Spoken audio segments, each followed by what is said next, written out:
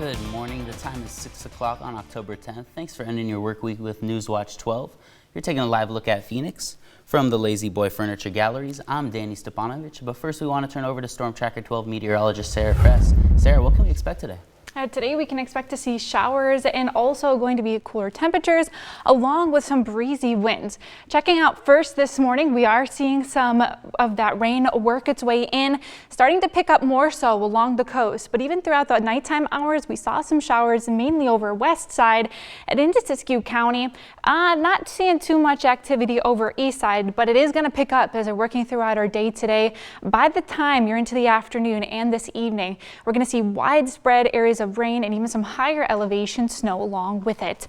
Out to the bus stop this morning in the Rogue Valley, you're going to want some rain boots, you're going to want a rain jacket, and take your umbrella with you. It's going to be feeling chilly and it's more than likely going to be wet. Now, by the time you're heading home, you're going to want all of those same things because still not going to be warming up too much, and temperatures only into the 50s today.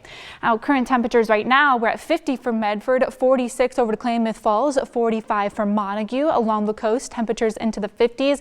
Grants Pass definitely feeling warmer this morning compared to where we were waking up yesterday into the 30s. But around the region, take a look at those high temperatures. Not feeling too warm. Very fall-like. If you want to wear a sweater today, be my guest, even maybe a few layers, because it is going to be feeling rather chilly for outside, and especially if you're feeling some of those raindrops and you're stuck into the wind as well, because even this morning we're waking up and it's on the gusty side if you're into the Shasta Valley areas, east side, and even along the coast. Now, over the next few days, we're expected to hold on to this wet weather, but not looking like it is going to be as intense for your Saturday or even into your Sunday. But I'll have more details on rainfall totals, where we could possibly see some snow, and a closer look at what you could see around the rest of the region coming up in just a bit. Thanks, Sarah. Moving into our top story, earlier this week, the Ashland City Council voted 4-2 to add an amendment into the civil expulsion ordinance. This allows officers a quicker way to ban individuals who exhibit chronic negative behavior. The amendment hopes to provide officers with a more responsive tool to address negative behavior in the city's 2 enhanced law enforcement zones. Ashland's police chief emphasized it's important for public safety. Giving officers the best, most reactive, most responsive, and constitutionally defensible tool to address negative behavior. That by itself is the right thing to do, in my opinion. We're not trying to stop people from living their lives and doing what they have to do. We're just trying to stop the chronic negative behavior that we see in these 2 geographically defined areas. Some residents argue that the amendment targets vulnerable populations. The legislation still requires a judge's decision for expulsion and will provide officers with a more responsive tool to address negative behavior.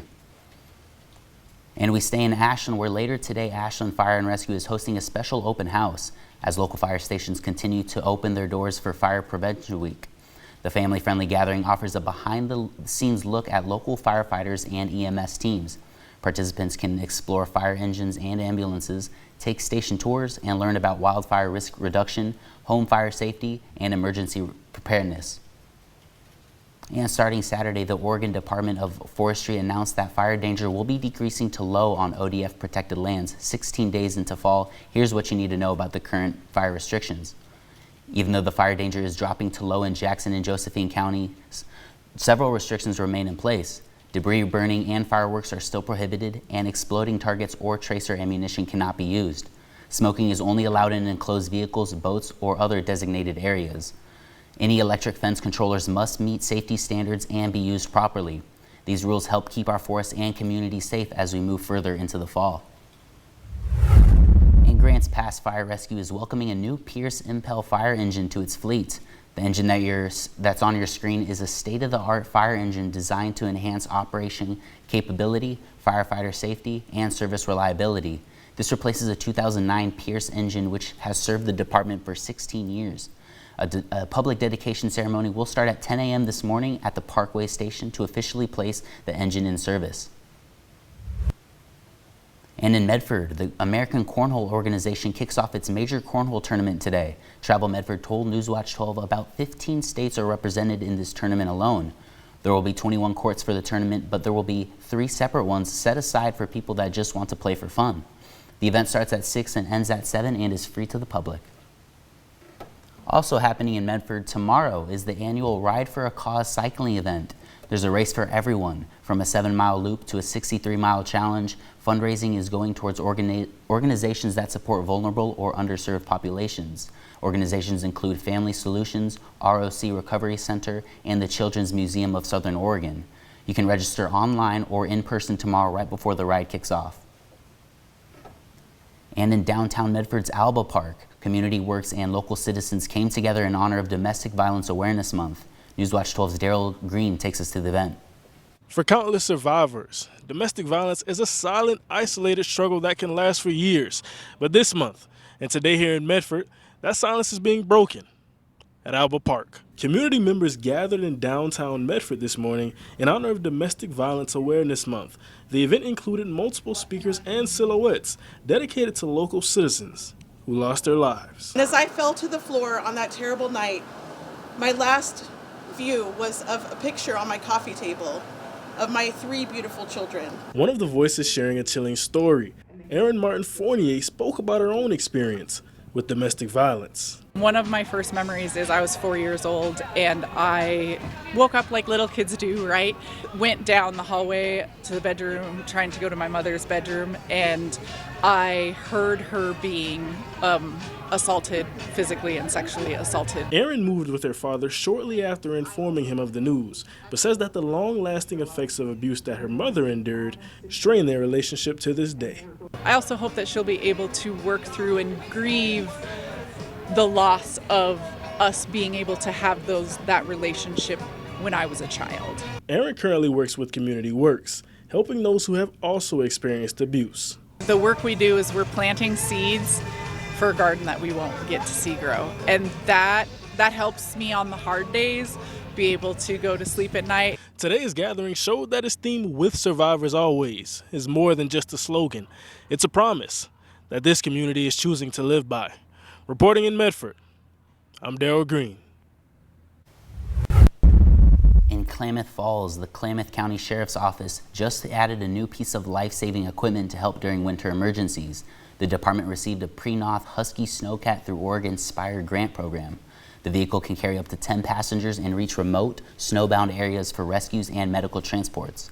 The Oregon Department of Emergency Management runs the program, which helps local agencies strengthen disaster response. The Sheriff's Office says the new Snowcat will also assist neighboring counties during regional emergencies. And new this morning, Governor Gavin Newsom signed 4 bills aimed to stopping abusive pet breeding and selling practices. Newsom banned declawing cats unless medically necessary. Pet sellers now have to disclose a pet's origin and health, and third-party brokers are now banned from selling animals bred by others for profit. And Oregon's duck seasons are opening in 2 days, and the Fish and Wildlife Department is reminding everyone about the rules before you head out. Zone 1 and 2 duck seasons kick off tomorrow, with Zone 1 SCAP season starting November 1st.